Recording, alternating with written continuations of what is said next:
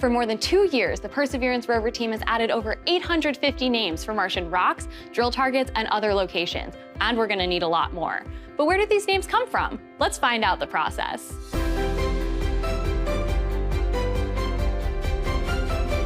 Here in the operations area for the Perseverance rover, the team is driving into new Martian terrain every day, just like our other rover, Curiosity. I'm joined today with Tina Seeger, who's going to tell us a little bit about her role on the rover teams and why it's important. Well, I'm a geologist who studies rocks on Mars. So just like on Earth, geologists on Mars rely on familiar names on a map to understand the landscape and communicate with each other about the rocks seen by the rovers. Curiosity and Perseverance are located in different craters more than 2,000 miles from each other and naming rocks in those craters after places on Earth. Curiosity just drilled Ubahara, named after a national park in Brazil, and Perseverance is studying Belva Crater. Belva is a town in West Virginia named after Belva Ann Lockwood, who was one of the first women to run for president. So who decides the names on Mars?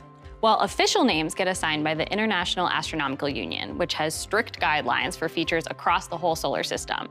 Small craters on Mars must be named after small towns like Belva or like Jezero, where Perseverance is located, which means lake in many Slavic languages.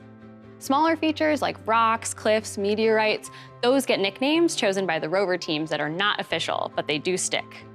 How do you come up with the names for these smaller features, like rocks? Well, in the 90s, they came up with names on the fly, and that's why you got silly names like Barnacle Bill, Indiana Jones, but now we compile lists of names ahead of time based on different themes. We draw a grid on the map where each square is a different quadrant that represents a different theme.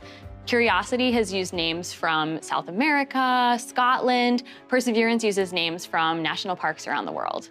How were these names decided? Names can come from anywhere in your imagination. Going back to Pathfinder, a rock looked like the face of Yogi Bear and got the name Yogi Rock. This meteorite is Heat Shield Rock, which sits near debris from Opportunity's Heat Shield. Drilled rock samples that Perseverance has dropped for collection also have names like Bear Wallow, which is named after a hiking trail in Shenandoah National Park. One of my favorite Curiosity targets is called Bonanza King, which is named after the Bonanza King rock formation near Death Valley. Here, we see an area that resembles a strip of bacon when viewed from space, so we jokingly called it the Bacon Strip. Since arriving at the site with Perseverance, we had to give it a name that fit the Shenandoah theme, so we chose Hog Wallow Flats. If you could come up with a name for a rock, what would it be?